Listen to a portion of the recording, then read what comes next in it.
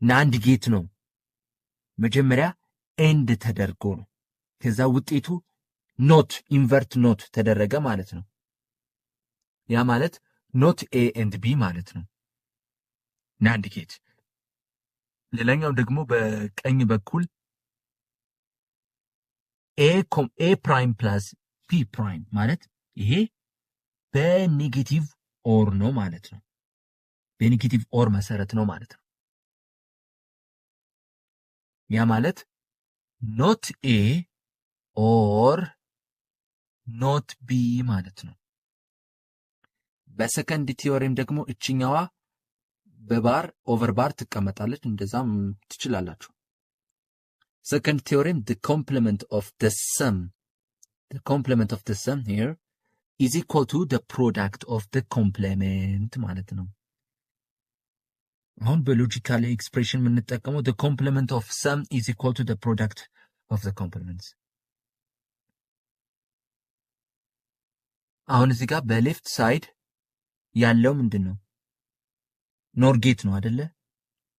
ኖር ጌት መጀመሪያ ኦር ተደርጎ ከዛ አውትፑቱ ኢንቨርት ይደረጋል ማለት ነው። ያ ማለት ኖት ኤ ኦር ቢ ማለት ነው። በራይት ሳይድ በቀኝ በኩል ደግሞ ኤ ፕራይም ኤንድ ቢ ፕራይም ኔጌቲቭ ኤንድ ነው ማለት ነው። ያ ማለት ኖት ኤ ኤንድ ኖት ቢ ማለት ነው ማለት። አሁን ወደ ቀጣይ ርዕሳችን 2.3 ኮምቢኔሽናል ሰርኪዩትስ ኤንድ ሲኩዌንሻል ሰርኪዩትስ የሚል አለ። ኮምቢኔሽናል ሰርኪዩትስ ምንድነው? A combinational circuit can be defined in 3 ways: truth table, graphical symbols, Boolean equations.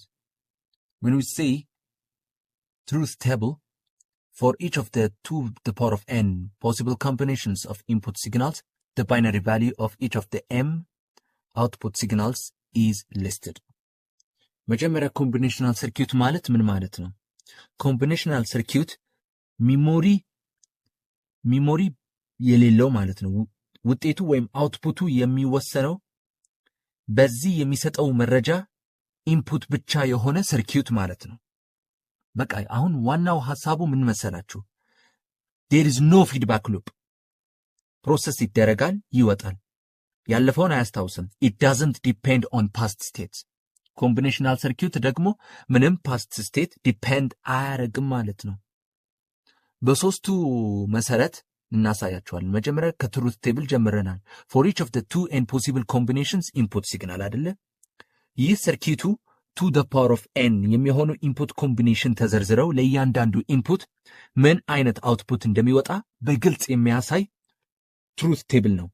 ይህንን ብሰጠው ይህን ይሰጠኛል ብለን የምናይበት ትሩት ቴብል መሰረት ነው ማለት ነው። ግራፊካል ሲምቦልስ ደግሞ ምንድነው የሚሰራው? it is the interconnected layout of gates is depicted። በቃ አሁን የሰርኪዩቱ አርኪቴክቸራል ድሮዊንግ ነው እኛ የምንጠቀመው።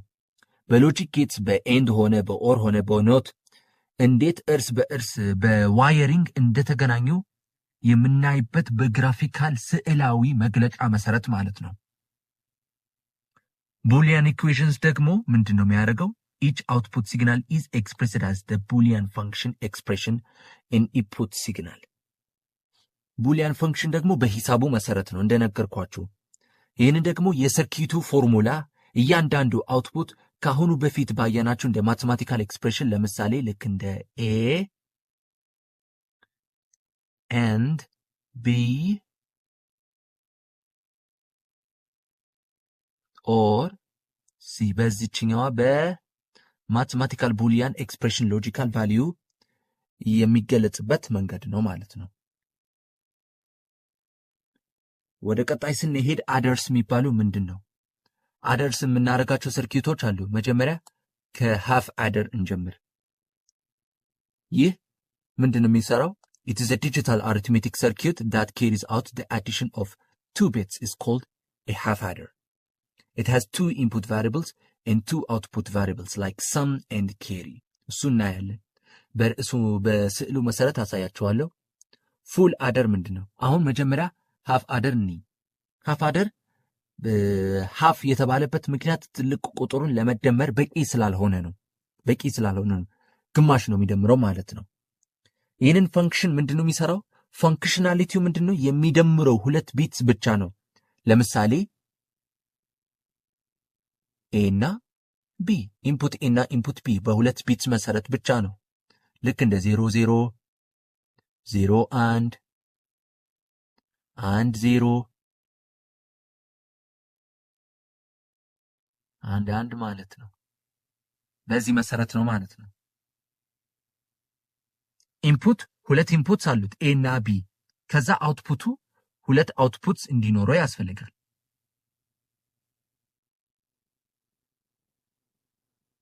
ስለዚህ ኤስ እና ሰም እና ኬሪ የምንለው ኤስ እና ኬሪ ደግሞ ሲ አይደለ? ኤስ ምንድነው የምናደርገው? ሰም እንደምር ለመደመር ማለት ነው። ድምሩ ምንድነው? ኬሪ ደግሞ ምንድነው? ወደ ላይ ወይም ወደ ቀጣዩ ቢት የሚዞር ቁጥር ማለት ነው። እንዴት መሰላችሁ? አሁን 1 ሲደመር 0 1 አለን አይደል? አንድ ነው የሚሰጠን አይደለ? ይሄ ሰም ነው። ምንም ኬሪ የለው። ነገር ግን 1 እችኛዋ ስንደምራት እችኛዋ ደምረናል አይደለ? ይሄ 0 ሲደመር 0 ከሆነ 0 ምንም ኬሪ የለው። 0 ሲደመር 1 0 ነው። 1 ሲደመር 0 እዚህ ጋር 1 ነው። አሁን እዚህ ጋር 1 ሲደመር 1 ስንት ነው? 1 ሲደመር 1 0 ነው አይደለ? 0 ስጬ 0 አስቀምጬ 1 አለኝ ማለት ነው። 1 አለኝ። ይሄ ኬሪ አለ ማለት ነው። ኬሪ አለ ማለት ነው እንጂ 0 አስቀምጬ 1 አለኝ። ይሄው ኬሪ እዚህ ጋር አለ። ይሄ ሰም ነው። ሰም አስቀመጠ። ኬሪ 1 አለኝ ማለት ነው። ይሄ ሃፍ አደር ተብሎ ይጠራል ማለት ነው። ፉል አደርስ ደግሞ የፉል የተባለበት ምክንያቱ ምንድነው? We are not only interested in performing addition on just a single pair of bits. Rather than we wish to add 2 n bits numbers along with carry from a previous bitwise addition, perform addition of 3 bits. Such a digital is called a full adder. አሁን እዚህ ጋር እንደምትመለከቱ ይህ ሃፍ አደር ነገር ግን ፉል አደር የተባለበት ምክንያት ሙሉ የመደመር ስራ ያለ ችግር መስራት የሚችል ነው። እኛ የምንፈልገው 1 ቢት ብቻ ለመደመር አይደለም። የምንፈልገው ትላልቅ ቁጥሮች 8 ቢት ይሁን 32 ቢት ነምበር ይሁን መደመር። ትልቅ ቁጥር ስንደምር ደግሞ የግድ ቀኙ በኩል የሚመጣ ኬሪ ይኖራል ማለት ነው። ለምሳሌ ፉል አደር 3 ኢንፑት አለን እንበል። ለምሳሌ 3 አውትፑት አለን እንበል። 3 ኢንፑት አለን እንበል። ኤ ቢ ሲ 3 0 0 0 አሁን 2 the power of 3 ስንት ነው? 2 the power of 3 ስንት ነው? 8 8 rows ይሰጣል ማለት ነው። 3 bits ካለ ማለት ነው። ይሄ በሙሉ የምንደምርበት ማለት ነው። እነዚህ ሶስቱም አንድ ላይ ስንደምራቸው ያንዳንዱ ኮምፒውተር በ64 ቢት ፕሮሰሰር የተሰሩትን እነዚህ ፉል አደርስ በተርታ በማሳለፍ ቼይኒንግ ተብሎ ይጠራል። የመጀመሪያው ፉል አድሬስ ኬሪ ያወጣል፣ ለቀጣዩ ይሰጣል እያለ ይቀጥላል።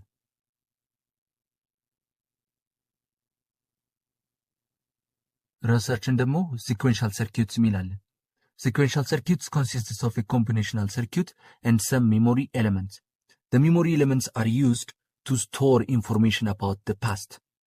አይደል? ስለምንድን ነው የሚያስታውሰው? ስለ ኮምቢኔሽናል ሰርኪዩት እንደ አደርስ ችግራቸው መርሳት ነው አይደለ? ኢንፑት ሲሰጣቸው ይደምራሉ፣ ነገር ግን ኢንፑቱ ሲቋረጡ ውጤት ይጠፋል። ያለፈውን አያስታውስም። It will never about the past. ደግሞ ሲኩዌንሻል ሰርኪዩቱ ኮምቢኔሽናል ሰርኪዩቱ ፓስት ስቴት አይደለም። ሲኩዌንሻል ሰርኪዩቱ ግን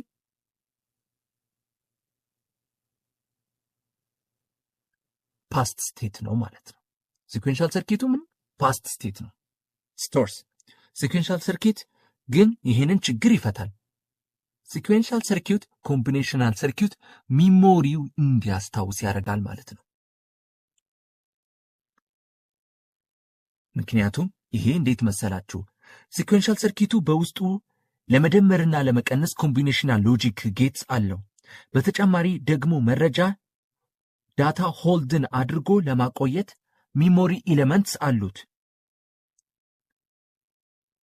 the importance of the past states ምንድነው የሚጠቅመው? ጥቅሙን ምንድነው የሚውለው? sequential circuits ላይ እያንዳንዱ ሚሞሪ ወይም ዳታ መረጃን የሚያከማቹት ሂስትሪ ወይም ፓስት ብቻ ሳይሆን ለአሁኑ ስራ ስለምንፈልገው ነው። አሁን ሜን ሐሳብ ልስጣችሁ። የዚህ ሰርኪዩት አውትፑት የሚወሰነው በአሁኑ ኢንፑት ላይ ብቻ ሳይሆን ከዚህ በፊት በነበረው ሁኔታ ፕሬዘንት ስቴት ኦር ፓስት ሂስትሪ ላይም ጭምር ነው። ኮንሲደር የሆነ ካውንተር፣ አንድን ዲጂታል ካውንተር እንውሰድ። የሆነ አንድ ካውንተር እንበል 1 2 3 ከዛ ኮምፒውተሩ ወደ 4 ለመቁጠር አሁን ያለበት ቁጥር 3 መሆኑን ማስታወስ። አሁን እዚህ ጋር 4ን ለመድረስ ይኸውላችሁ ኮምፒውተሩ ወደ 4ን ለመቁጠር አሁን ያለበት ቁጥር 3 ነው አይደለ? መሆኑን ለማስታወስ ሪሜምበር ማድረግ አለበት። ሜሞሪ ከሌለ ግን ሁሌ ወደ 1 ይመለሳል።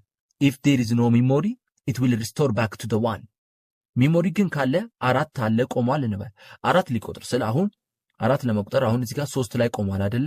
አንደርስታንድ ያደርጋል፣ ሜሞሪ ሪሜምበር ያደርጋል። ሜሞሪ ከሌለ ግን ወደ 1 ይመለሳል ማለት ነው። ይህ ሂደት ምንድነው የሚባለው? ምን ፕሮሰስ ተብሎ ይጠራል? ፊድባክ ይጠራል። አውትፑቱ ተመልሶ እንደ ኢንፑት ወደ ኋላ ይገባል። በዚህ ምክንያት ሰርኪዩቱ ስቴት ይኖረዋል ማለት ነው። such circuit included storage elements that store the values of the logic signals።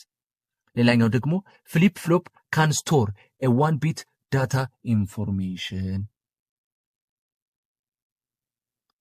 flip flop ስንል ምንድነው? መረጃውን ኢንፑት ወይም ሎክ አድርጎ የሚይዝ ኤሌክትሮኒክ ኮምፖነንት ነው። እያንዳንዱ ሲኩዌንሻል ሰርኪዩት የሚያስቀምጣቸው ሜሞሪ ምን ተብሎ ይጠራል? ፍሊፕ ፍሎፕ አይደለ?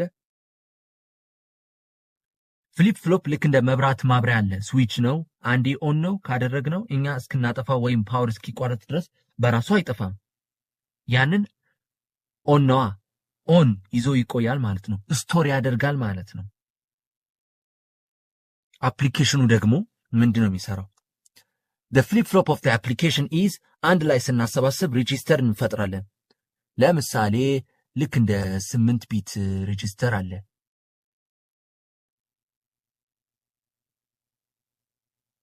8 ቢት ሬጂስተር አለን። ለመስራት 8 ፍሊፕ ፍሎፕ ያስፈልጋል ማለት ነው። 8 ፍሊፕ ፍሎፕ ያስፈልገናል ማለት ነው። 8 ቢት ሜሞሪ ለመስራት የግድ 8 ፍሊፕ ፍሎፕ ያስፈልገናል ማለት ነው። በቢሊየን የሚቆጠሩ ፍሊፕ ፍሎፕ ሲሰበሰቡ ደግሞ ራም ምንድነው የሚፈጥረው? አሁን በቢሊየን የሚቆጠሩ ፍሊፕ ፍሎፕ ሲሰበሰቡ ምንድነው የሚፈጥረው? ራም ሜሞሪ ይፈጥራል ወይም ካች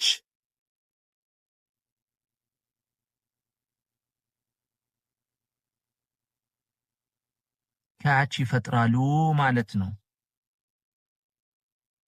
አሁን እዚህ ጋር ብሎክ ዲያግራም እና ትሩት ቴብል ፎር 4-to-1 መልቲፕሌክሰር አለን። አሁን እዚህ ጋር መልቲፕሌክሰር መጀመሪያ ማለት ምን ማለት ነው? መልቲፕሌክሰር በአጭሩ MUX ያ ማለት ዳታ ሴሌክተር ወይም ሴሌክት የምናደርግበት ዳታ ማለት ነው። ዳታ የምንመርጥበት ማለት ነው። አሁን እዚህ ጋር እንደምትመለከቱ በዚህ ምስሎች አሉ። የመጀመሪያው በብሎክ ዲያግራም ላይ መሰረት ዳታ ኢንፑትስ አላቸው። እነዚህ በአራት ምስል D0 D1 D2 እና D3 እነዚህ ኢንፑትስ ናቸው፣ ዳታ ኢንፑትስ ምንለው ማለት ነው። ነገር ግን አንድ አውትፑት ብቻ ነው ያለው፣ እሱ F። ስለዚህ የመልቲፕሌክሰር ዋና ስራው ምንድነው? ከነዚህ አራት ኢንፑትስ ውስጥ አንዱን ብቻ ሲሌክት አድርጎ ወደ አውትፑት ለመላክ ማለት ነው። አሁን በኮምፖነንቱ ውስጥ ምን መቼ መሰላችሁ? እነዚህ ሁለቱም ሲሌክት አድርጎ ወደ አውትፑት እንዲልክ ይረዳናል ማለት ነው። ቅድም እንደነገርኳችሁ the components ምንድነው? በብሎክ ዲያግራሙ ከዲ0 እስከ ዲ3 እነዚህ ውስጥ ሎጂክ ጌትስ የሚገቡ መረጃ ናቸው፣ ዳታ ናቸው። ልክ አራቱ ዳታዎችን በአንድ ሎጂክ ጌት መግባት እንደቆሙ አስቡ። ሴሌክት ላይ ደግሞ እነዚህ ሴሌክት S1 እና S2 ምንድነው? እነዚህ የሚውኤክስ ኮንትሮለር ናቸው። ማን ወደ ውስጥ መግባት እንዳለበት የሚወስኑ እነሱ ናቸው። አሁን ቅድም እንደነገርኳችሁ ሁለት ቢትስ አለን አይደለ? ሩሉ ኤን ምንድነው? ሴሌክት ላይ ነው አይደለ? S1 እና S2 እንደነገርኳችሁ S1 እና S2 2 ቢትስ አሉ ማለት ነው። 2 ቢትስ አሉ ማለት ነው አይደለ? S1 እና S2 so 2 the power of 2 ስንት ነው የሚመጣው? 4 ማለት ነው። ኤን ምንድነው? ሴሌክት ላይን እንደነገርኳችሁ S1 እና S2 ስላሉ ነዋ፣ 2 ቢትስ ናቸው። ከዲ0 ወደ ዲ3 መምረጥ እንችላለን። አሁን በትሩዝ ቴብል መሰረት S2 እና S1 አለን፣ ኤፍ ደግሞ አውትፑት ነው። ስለዚህ አሁን የመጀመሪያው ሮ 1 S2 0 ከሆነና S1 0 ከሆነ መልቲፕሌክሰር መስመሩ ለዲ0 ይከፍታል ማለት ነው። ስለዚህ አውትፑቱ ዲ0 ይሆናል ማለት ነው። ሌላኛው ደግሞ ለS2 0 ከሆነ ለS1 1 ከሆነ ባይነሪ 1 ለዲ1 ይከፍተዋል ማለት ነው። ስለዚህ አውትፑቱ ኤፍ ዲ1 ይሆናል ማለት ነው።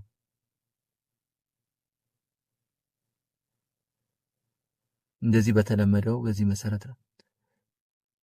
ሌላኛው ደግሞ S2 1 ከሆነ S1 ደግሞ 0 ከሆነ ይሄ ባይነሪ 2 ነው ማለት ነው።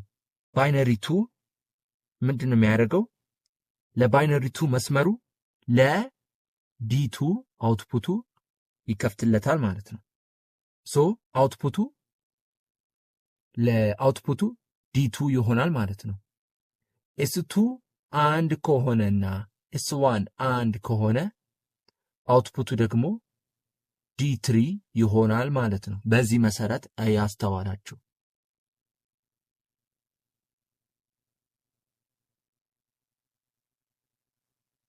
በአጭሩ ሴሌክት ላይን የሚሰጡትን ቁጥር 0 1 2 3 ከዳታ ኢንፑት ቁጥር ጋር ማች ሲያደርግ ያ ኢንፑት ወደ ውጪ ይላካል ማለት ነው። ሌላኛው ደግሞ ምንድነው የምንደርሰው?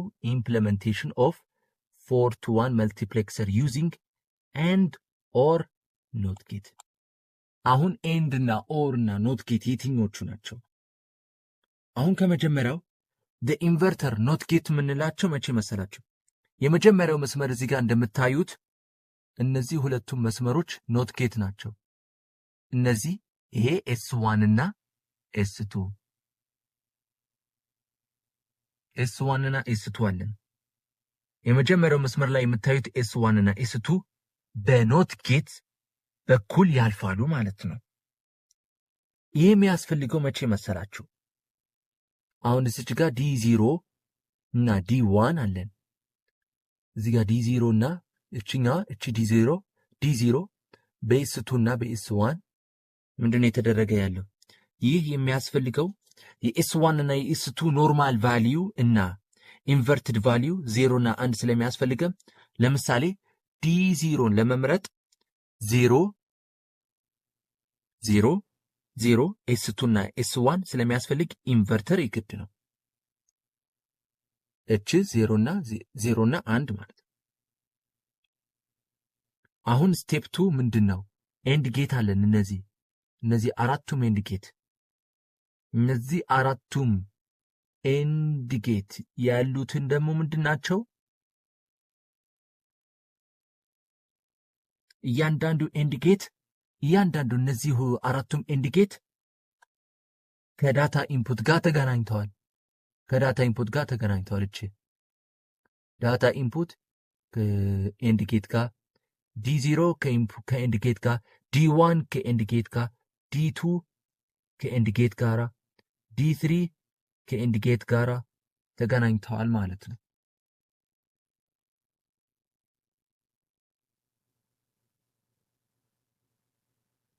ስለዚህ አሁን ሴሌክት ላይን እንዴት መሰላችሁ? ሎጂኩ የኢንዲኬት ቢሄቪየሩ ሁሉም አንድ ካልሆነ በስተቀር መቼም ቢሆን አይከፍትም። ስለዚህ ሴሌክት ላይን ኤስ1 እና ኤስ2 ትክክለኛው ኮምቢኔሽን ሲያመጡ ከአራቱ እነዚህ ኢንዲኬቶች አንዱ ብቻ አክቲቭ ይሆናል ወይም ይከፈታል። አንዱ ብቻ። ስለዚህ አሁን እንደምትመለከቱ ለምሳሌ ኤስ2 0 እንበል፣ ኤስ2 0 እንበል፣ ኤስ1 ደግሞ 0 እንበል አይደል? ሶ ኤስ2 እና ኤስ1 0 ላይ ናቸው ማለት ነው። ዲ0 ላይ ነው መሰረት። ከዚህ በፊት ቴብል ፕሪቪየስሊ ያያችሁት ማለት ነው። ኤስ2 0 ነው፣ ኤስ1 0 በዲ0 መሰረት ነው። የመጀመሪያው ኢንዲኬት ብቻ ይከፈትና ዲ0ን ያሳልፋሉ ማለት ነው። እችኛዋ ዲ0ን ያሳልፋሉ ማለት ነው። ወደ አውትፑቱ ይገባል ማለት ነው። እነዚህ ሶስቱም ጌቶች ግን ሶስት ጌቶች እነ ዲ1 ዲ2 ዲ3 ይዘጋሉ ማለት ነው። ዲ1 ዲ2 ዲ3 ይዘጋሉ። ለምን? 0 በኤስ2 ተክተን ኤስ1 በ0 ተክተን እነዚህ በዲ0 ይወጣሉ ማለት ነው። ሌላኛው ደግሞ ኦር ጌትስ አለ። ኦር ጌትስ ምንድነው? እችኛው ኦር ጌትስ እንደምታያት በመጨረሻም ሁሉም አውትፑቱ ወደ አንድ ትልቅ ኦር ጌት ይገባሉ ማለት ነው። ኦር ጌት ስራው መሰብሰብ ነው። ከኢንዲኬትስ የሚመጣው ውጤት ምንም ጊዜም አንድ ዳታ ከሶስት ዜሮዎች ዋን ዳታ 3 0 የሚመጣ ከሆነ አንድ ዳታ 3 0 የሚመጣ ከሆነ ይህንን ሲደምረው የተመረጠው ዳታ ኤፍ ብቻው ወደ ውጪ ይወጣል ማለት ነው። ያ ማለት አንድ ዳታ እና 3ቱ 0 የሆኑትን እንደ ዲ1 ዲ2 ዲ3 ስንል ይሄ ደግሞ ሲደምረው የተመረጠው ዳታ ኤፍን ብቻውን ወደ ውጪ ይወጣል ማለት ነው። እሺ አሁን እዚች ጋር እንደምትመለከቱ ሃፍ አደር አለን። ምንድነው ሃፍ አደር ስንል ከዚህ ቀደም እንደነገርኳችሁ ሁለቱም ሲንግል ቢትስ ለመደመር የሚያገለግል ሰርኪዩት ነው። ሃፍ አደር ከነገርኳችሁ 2 ቢትስ ብቻ ነው ሰርኪዩት የሚደምረው ማለት ነው። ሰምና ኬሪ የምናገኘው ማለት ነው። ከዛ ምንድነው አሁን ትሩዝ ቴብል ስንሰራ መጀመሪያ የኤክስ እና የዋይን እናስተውል። ስለዚህ አሁን እንደነገርኳችሁ የሎጂክ ጌት እናስተውል።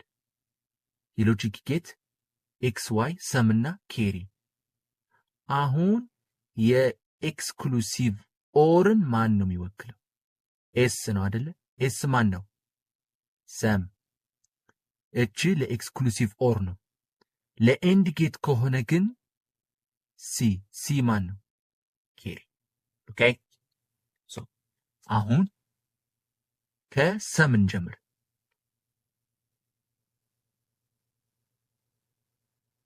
አሁን እዚህ ጋር እንደምትመለከቱ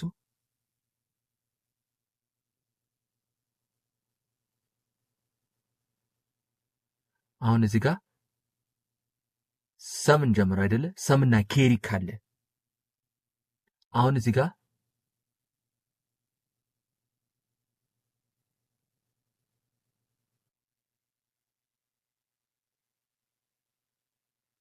በኤንድ ጌትኛ የምናስቀምጥበት እንደዚህ አስተውላችሁ ከሆነ በኤክስ እና በዋይ ኤክስ ኤንድ ዋይ አይደለ? ኤክስ እና ዋይ ኤክስክሉሲቭ ኦር እና በኤንድ ጌት ኤክስ ዋይ አይደለ? 0 0 ስንደምር 0 ነው አይደለ? 0 ምንም ኬሪ የለንም ማለት ነው። ድምሩ 0 ነው። ኤክስ ኦር ኤክስክሉሲቭ ኦር ዋይ ሰም 0 ነው። ምንም ኬሪ የለም። ሶ አሁን እዚች ጋር አሁን በዚህ መሰረት ልስጣችሁ 0 ሲደመር 0 0 ነው አይደለ? ምንም ኬሪ የለው። አሁን እዚህ ጋር ወደ ቀጣይ 0 ሲደመር 1 ስንት ነው? በኤክስክሉሲቭ ኦር መሰረት 0 ሲደመር 1 በሰም 1 አይደል? 1 ሶ ኬሪ አለ? ምንም ኬሪ የለው። አሁን እዚህ ጋር ወደ ቀጣይ ስንደርስ 1 ሲደመር 0 1 አለን አይደል? 1 ሲደመር 0 ኬሪ 1 የለም። ኬሪ የሚባል የለም። 1 ሲደመር 0 1። ስለዚህ ምንም ኬሪ የለም ማለት ነው። በመጨረሻው ደግሞ 1 ሲደመር 1 ስንት ነው? አሁን እዚህ ጋር 1 ሲደመር 1 ስንት ነው? 10 ነው አይደለ? ያው በባይነሪ መሰረት ነው። አሁን እዚህ ጋር 1 በባይነሪ መሰረት ይሄ 1 0 በባይነሪ ወደ ዴሲማል ኮንቨርት ስናደርገው 2 ነው ማለት ነው። 1 0 ማለት ነው። 1 0 ስለዚህ እዚህ ጋር 0 አስቀመጥን አይደለ? ሰም ኬሪ 1 አለኝ። ይሄው 1 አለን ማለት ነው። ሶ እንደዚህ ጋር በተለመደው አሁን እኛ ያስብንበት ወይም ሲምፕሊ ልንገራችሁ በኢንዲኬት በኢንዲኬት ከሆነ ግን ተመሳሳይ ኢንፑት ሲኖራቸው 1 ይሆናል ማለት ነው። በኬሪ ኤንዲጌቱ ሲ ኬሪ ነው ማለት ነው። ሲ ምንኛው ሰም ደግሞ ኤክስክሉሲቭ ኦር ማለት ነው። አሁን እዚህ ጋር እንደምትመለከቱ በግራኝ በኩልና በቀኝ በኩል እዚህ ጋር ሎጂክ ዲያግራም አለ። ሎጂክ ዲያግራሙ እነዚህ ኤክስ እና ዋይ ቫሪብል ናቸው። እነዚህ ሁለቱም በኤክስ እና በዋይ መሰረት። ስለዚህ አሁን እዚህ ጋር እንደምትመለከቱ አንደኛው መስመር ሰም ስንል አንደኛው መስመር ኤስ ነው አይደለ? እነዚህ ኤክስ እና ዋይ ወደ ኤክስ ኦር ይሄዳል ማለት ነው። እዚህኛው መስመር ስላየች እዚህ ጋር መስመር አለ። ኤክስ እና ዋይ ኤስ ወደ ኤክስ ኦር ነው የሚሄደው ማለት ነው።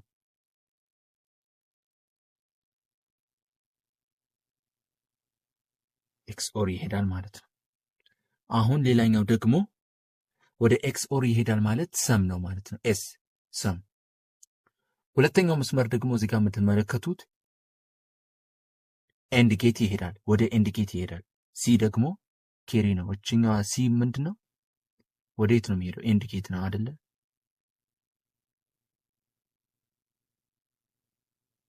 በዚህ ሲምቦል መሰረት ነው።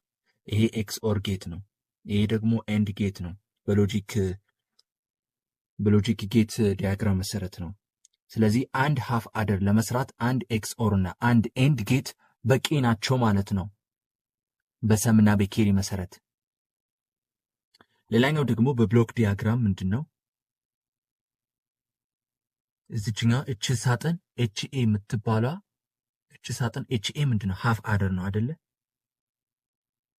ያ ማለት ኤክስ እና ዋይ ሃፍ አደር በሰም እቺ በኤክስክሉሲቭ ኦር ኬሪ ደግሞ በኢንዲኬት ብሎክ ዲያግራም እንደዚህ ተጠቅመን እንሰራለን። ይህ ሃፍ አደር ይባላል። እኛ የምናየው ሁለቱን ነገር የገቡት ኢንፑትን ሁለት ነገር ሲመጣ አውትፑት ብቻ ነው።